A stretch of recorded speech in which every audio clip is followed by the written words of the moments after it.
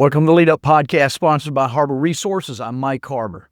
Every day, leaders are challenged to improve engagement, strengthen culture, develop teams, and drive better outcomes. Yet most organizations focus on fixing results while overlooking the beliefs, behaviors, and leadership decisions that create those results in the first place. On this podcast, we explore the thinking behind great leadership. Each week, I record a lesson or I sit down with leaders, entrepreneurs, authors, industry experts to uncover the lessons, experiences, and leadership principles that shape high-performing organizations.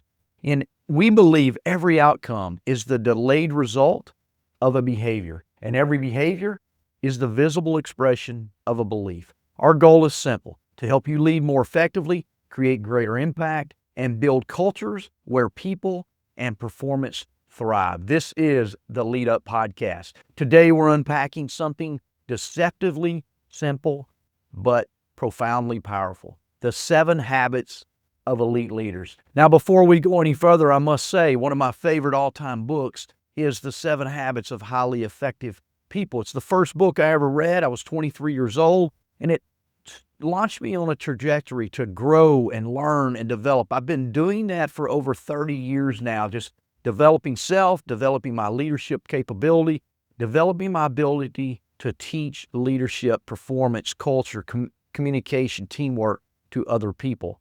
Today, we're talking about 7 habits of elite leaders, though. Not trendy tactics, not leadership theater, but the behaviors that quietly separate leaders people tolerate from leaders that people would follow anywhere.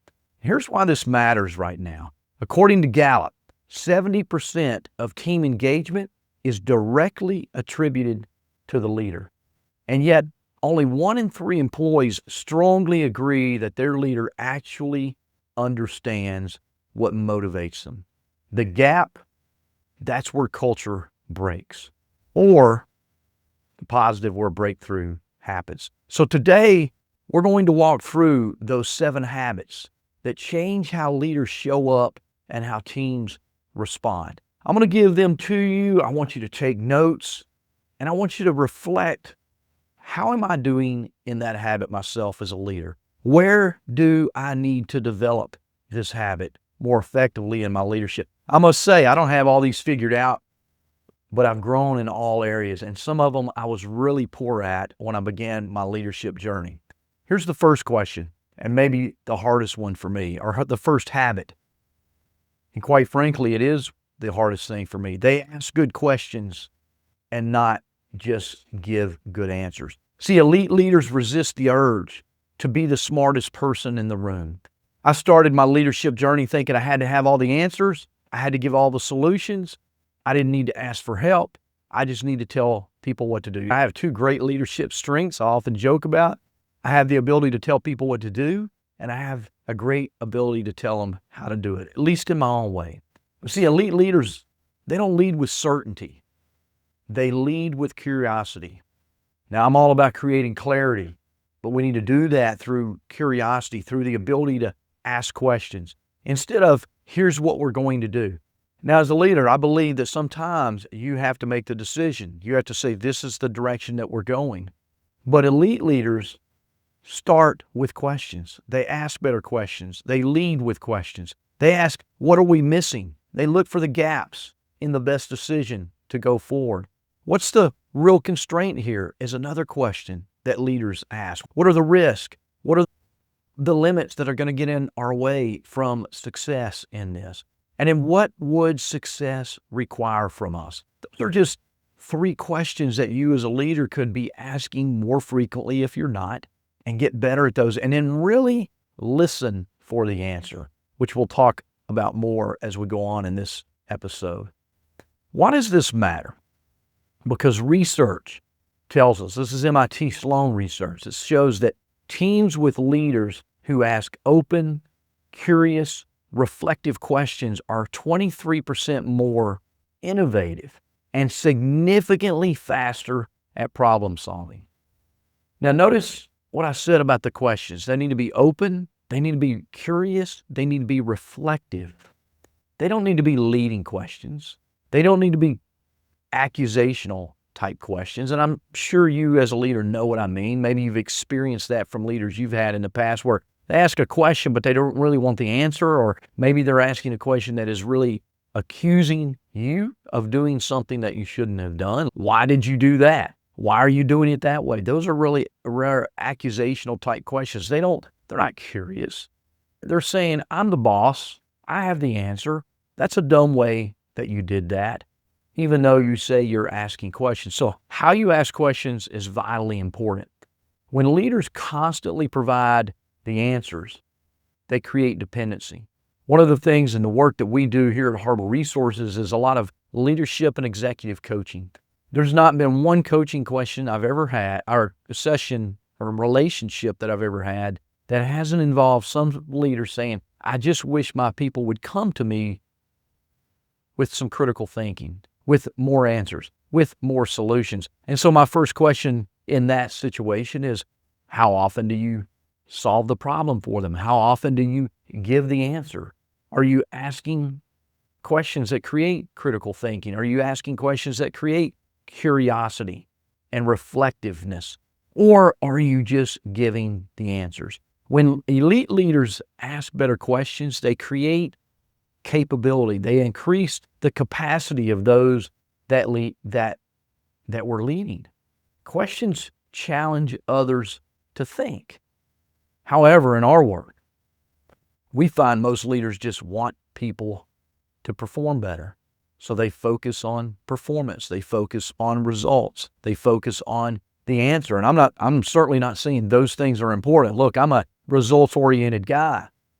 You don't stay in business for 20 years now. I've celebrated my 20th year in 2026, March. So I'm a few months past that. You don't get there by not driving some results, right? You focus on results, but how you do that is important. And really what creates results is better thinking, better behavior. One of the things we teach here at Harbour Resources is our performance equation. For leaders who are wanting to get better results, this performance model that we want you to learn, I want you to write this down. There's 6 factors that we must improve in and that others must improve in for performance to get better. So if you're after better results, take this down and then ask yourself, where am I at in this model? Where am I at in this equation? See, we often focus on performance, which is the last factor. The first factor is our thinking. How often do you think about your questions? How often do you think about the results that you're getting? How often do you think about how to ask better questions of your people? So the first factor in this performance equation is thinking. We need to shift our thinking. Our thinking drives our decisions. Based on our best thinking, we're going to make a decision from that. Maybe you think, I've got a low performer on my team, and so I just got to do all the work. That's a decision that you made. Maybe you need to stop and think about, how could I ask a better question? How could I develop this person so I don't have to decide to do the work for them? See, and then that's the second factor. The third factor in this model is behaviors. Our thinking creates our decisions. Our decisions drives our behaviors. How you show up, how you lead someone, how you don't lead someone. And over time, you create what is the fourth factor, your habits. See, we're all creatures of habits. Think about all the habits that you have in your life. It began with thinking, you think, I want to do this. You make a decision to do that. Then you start behaving in a certain way. Now it's become a habit, whether that's a good habit, like exercise, or a bad habit, poor eating habits. And once we've created habits, our habits create our culture. It's the fifth factor, our culture. And oh, by the way, culture drives our performance, which is what you're wanting more of, right? These are 6 factors. I don't have time to dive deep into each one of them, but I just want you to ask yourself, where are you at as it relates to asking better questions? Where are you at in this formula as it comes to leadership? Do you begin with thinking, or do you begin with your habit of just giving the answer, which is creating the same results? It's created a culture where people come to you for answers and not questions, come to you for answers and not ideas, or they avoid you altogether. See, as we reflect on this first habit, do you have the habit of answering before thinking about the questions you should be asking? Or are you just going right to results? Here's a question I want to leave you with as we move on to the second habit. Are you answering to feel valuable? Or are you asking to make others better? That'll make you think. It's a great question. Am I answering to feel valuable? Do I want to just feel valuable? Look, I've been there early in my leadership for sure. I just wanted to give the answers. But as we get older, as we grow, as we lead more people, we realize that if I have all the answers, people can't work independently of me. My business, my leadership can't expand and grow. Peter Drucker said this: the best leaders are not those who have all the answers, but those who know which questions to ask to unlock the best thinking. Wow, that's a great quote. Love that. Let's move on to habit number 2. Elite leaders share credit. They understand that if you want ownership, you must give recognition. Too many leaders say we when things go wrong and I when things go right. Where are you at there? We say we when things go wrong and I when things go right. Here's what you need to know as an elite leader. The data tells us this. Harvard Business Review study found that teams where leaders publicly recognize contributions of others, they experience a 31% lower turnover rate. Think about that for a minute. We're in an environment right now as I record this podcast where people are changing jobs at an alarming rate. And in the healthcare space where I work a lot, that is dangerous.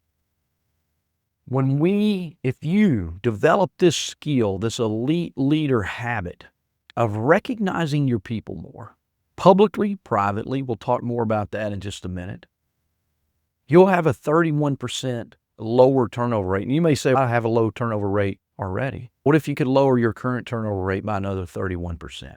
How would that impact you as a leader? How would it impact your culture? How would it impact your team? In healthcare, how would it impact patient experience and safety?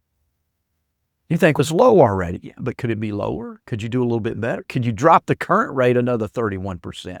You say, I'm below 31% already. Yeah, but say you're at 10%, drop that another 30%. Get to 7% turnover rate. What about that? That's different thinking. Don't stop where you're at. That's getting even better. I'm not talking about perfection. I'm just talking about continually getting better. Employees who feel consistently recognized are 4 times more likely to be engaged at work. How engaged are your employees? Do you know? Do you ask? How often do you check in with them? See, credit isn't currency you lose by giving it away. It's leverage. We don't lose something by getting it away. The law of reciprocity says we're going to get it back. People will love us more. They'll trust us more. They'll praise us more. And our leadership will be more respected. The strongest leaders don't fear being forgotten. They trust their impact will be felt through others. I've often had leaders tell me, I shouldn't say often, many times I've had leaders tell me, but if I teach somebody else to do my job, there won't be a need for me. I can't believe someone would actually think that or at least say that out loud, but I've had more than a handful of leaders tell me that before. See, they're playing with fear. I'm a believer that we make ourselves more valuable as a leader when we give away, when we develop other people, when we equip others to take our place. It allows you to grow and learn a new skill, to do something else versus being pigeonholed into what you already can do and only can do. In my book, Quit Losing Talent, we teach a tactic called tactical praise. I've recorded this teaching on the Lead Up podcast. You can go look for it and listen. But the reality is the most leaders think they do a good job when it comes to praising other people, but maybe they're creating a toxic praise culture. I want you to, if you don't have a copy of my book, Quit Losing Talent, Expanded Edition, go grab a copy on Amazon. Read that chapter, read that tactic. Where are you creating a toxic praise culture? Or maybe just doing praise ineffectively even when you think you're doing a great job. Here's a question for you to challenge your thinking. Who have you failed to tactically acknowledge Or when have you failed to tactically acknowledge others? It's a great question to challenge your thinking. As we're doing that today, beginning in that Harbour performance model, start with your thinking, not your results. If you're not getting the results you want, where's your thinking about that results? Simon Sinek says, leadership is not about being in charge. It's about taking care of those in your charge. It's just a great quote. How often are you doing that? Are you doing that well? Let's move on to habit number 3. Elite leaders balance high expectations with strong support. See, elite leaders don't lower the bar. They raise the support that they give others. They understand something critical. Pressure without support creates burnout. It's a word we hear a lot about today in the workforce. Support without expectations creates mediocrity. Yet many leaders want better, want more, want better than average. According to Gallup, employees are 59% more likely to thrive when leaders combine clear performance expectations with access to resources, coaching, and feedback. So many leaders I work with, they may set clear expectations, but they may not allow for the resources to be available. And certainly a place that we fail a lot in the work that I do with other leaders is in the coaching and the feedback. The leaders where we work with think passing in the hallway conversation is coaching. Or, yeah, that was a great job is feedback. See, we're failing in corporate America in leadership in those two skills. If you just created that skill of coaching and feedback, you would be an elite leader, certainly. See, this is where many leaders fail, though. It's not in ambition, but in follow-through. We see that so often in the work that we do with others. Leaders demand outcomes without removing obstacles. So here's a question to challenge your thinking. Where are you asking for excellence without equipping people to deliver it? And then where are you failing to encourage them when they do something well and they start making progress? We'll get to that in just a minute. John Maxwell said, excellence is not a singular act. It's the result of expectations met with belief. We have to believe in people. We've got to give them support. We've got to coach them. We've got to encourage them. We've got to help them continue to make progress. Habit number 4 of elite leaders is make it safe to take smart risk. Make it safe. Ties into the last habit we talked about a little bit, but innovation doesn't die. Leaders tell me, I need people to be more innovative, more critical thinking, come up with new ideas and solutions. Innovation doesn't die from a lack of ideas. Everybody on your team has ideas. Where it dies is it dies from fear. High impact leaders, elite leaders create environments where failure is treated as data. It's treated as data, not disgrace, not shame. See, we want people to take risks. We want people to make mistakes. Now, let me say this. I do a lot of work in healthcare. There's certain things we need to be perfect in. When I'm sticking an IV in a patient and I'm about to push drugs into that patient's arm, I need to be perfect there. But if there's ways to improve the way that we do that, if there's ways to improve the schedule, if there's ways to improve and reduce our expenses or improve our experience for patients, we want people to bring our ideas and give them freedom to try those things and see if they succeed or fail and not shame them for where they do fail. Google's famous Project Aristotle found that psychological safety was the number one predictor of high-performing teams. Did you hear me on that? Number one predictor, psychological safety. More important than talent, more important than experience, more important than intelligence, psychological safety. See, when leaders punish mistakes, people stop thinking boldly. When leaders normalize learning, people start owning outcomes, which is what you want. You want people to own those things. So here's your question to challenge your thinking. Do people feel safe being honest with you? Or are they strategic in the feedback they give, the questions they ask, what they share? Arianna Huffington says this: failure is not the opposite of success. Is not the opposite of success. It is part of it. If you're honest with yourself, everything that you're good at, you were once bad at. You failed at it before you got better at it. We need to allow that same freedom for those that work for us as leaders. Here's habit number 5. Elite leaders focus on strengths, not just weaknesses. Look, we want to develop people. We want to help people to shore things up. One of my weaknesses used to be communication, public speaking, speaking in front of others. I feel like I'm pretty good at it today, but I was terrible at it at one time. I had to go to work on my strengths. I had to get better in some of my weak areas as well. So I want to make sure you understand that we never focus on weaknesses and challenges. We just don't make that our primary focus. We encourage people more by sharing with them what their strengths are. Traditional leadership asked, what's wrong and how do we fix it?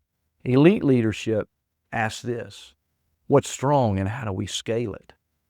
See, we need to look for people's strengths and scale that, encourage them in that, while also saying, hey, you might want to work on this. Here's an area we need to continue to focus on to help you get better. Hey, you're really good at this, whatever this is. And we need to get better so that all things under your purview as an employee gets better. Gallup says teams that focus on strengths are 12.5% more productive, 3 times more likely to report high quality life at work.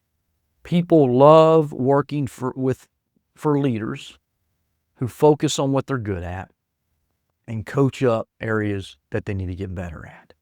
They'll love you. They'll follow you. I still have leaders that did that I think about today. I would not be where I'm at today if people only focused on my weaknesses. I had a lot of weaknesses as a young leader.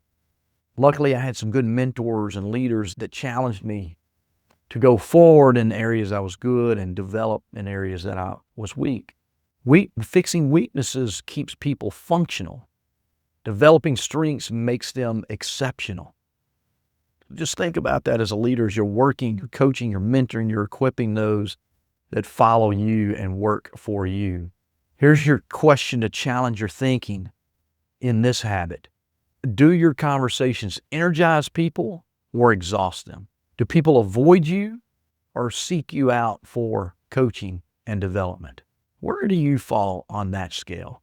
Marcus Buckingham says people grow best where they are strongest, not where they are shamed. Habit number 6.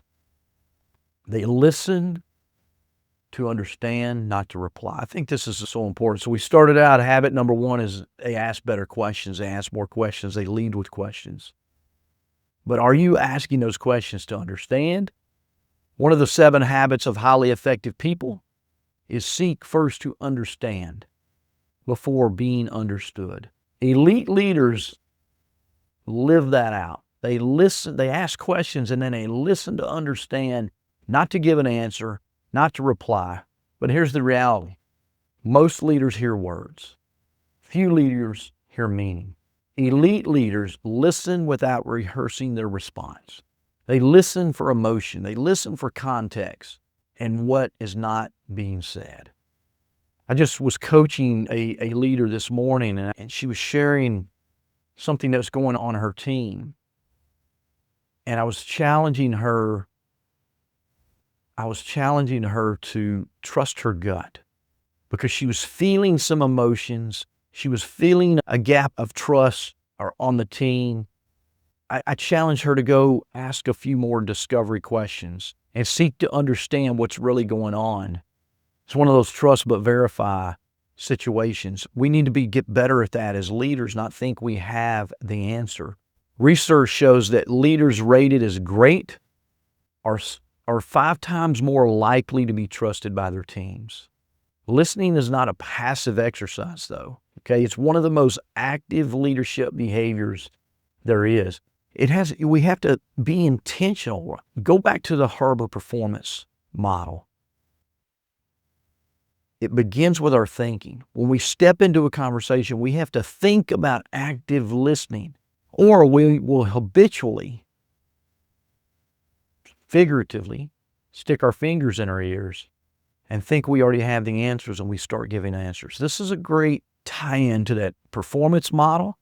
It's a great tie-in to what we've been teaching throughout this episode for you when it comes to the 7 habits of elite leaders. Where are you at in that? It's an active leadership behavior. It doesn't happen naturally for most people. Look, some people are really good at it, maybe 10%, probably less. But elite leaders, they don't say, I'm better than most. They say, how can I get better than I am now? That's what elite leaders do. So here's a question for you just to challenge your thinking. When someone speaks to you, do they feel heard or handled? That's a great question there. Do they feel heard or handled? Stephen Covey says most people do not listen with intent to understand. They listen with the intent to reply. Don't be that leader. And let's look at the final habit here as we wrap up today's episode of the Lead Up Podcast. They treat people like people, not just employees. I was coaching a team recently. They have an employee who's a single mom, having some issues at getting to work at certain times of the day. And they were just asking, how can we get rid of this person? How can we fire her? One of their values was compassion. And I just asked, is this a place where we can live out the value of compassion versus just hiring this employee? Because what I'm hearing you say is this is a great employee. It's just they've got some areas in their life that are preventing certain things. Are we more focused on the rule of be here at 8 o'clock? Or are we more focused on the people and how we can work with people, especially great people that fit our culture and really live out our values? See, elite leaders never forget this. Your people have lives, they have fears, they have families, they have bills, they have futures, and all of those are beyond your KPI. I'm not saying we shouldn't have some policy. I'm not saying we shouldn't have some rules. But I'm saying those are secondary to our values first. I talk about target checking your values in my book, Quit Losing Talent. It's the very first chapter in that book. Lean into your values as a leadership tool first. See, leaders who acknowledge humanity build loyalty that money can't buy. Retention, saving you employees in the constant turnover cycle.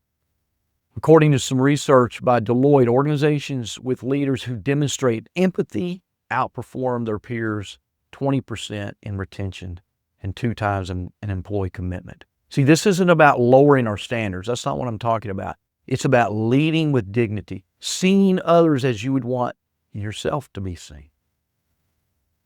Gandhi said, be the change you want to see in the world. I want you to be the leader you want to see yourself being led by. Here's your final challenge question today. Do you know your people or just their performance? Do you know what's going on in their lives, their kids' lives, things around them? Or are you just focused on whether they show up to work on time, how hard they work, those types of things? I teach a practice in my book, A Talent Lock Conversation, C-squared rounding. These are practices that help you develop this habit that we just talked about here, the 7th habit of treating people like people, not just a number. Maya Angelou says this, and she's one of my favorite to quote. People will never forget how you made them feel. They'll never forget how you made them feel. They may forget what you did or what you said. They'll never forget how you made them feel. Here's what we got to understand. Elite leadership is not loud, it's consistent. It's built in the questions you ask, the credit you give, the safety you create, and the humanity you honor. If leadership is influence, then these 7 habits determine what kind of influence you leave behind. Just a reminder about the Harbour performance equation that we've talked about a few times today. It begins with your thinking. Thinking drives decisions.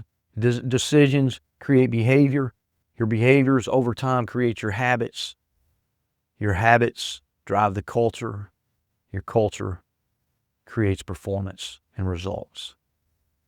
Where are you at on that spectrum? Are you stuck in this habit of the same thing, doing the same thing, hoping for better results? Maybe you need to step back into thinking, think about how you lead a little bit differently. If you want to drive higher levels of performance, don't start with performance. Start with thinking as a leader.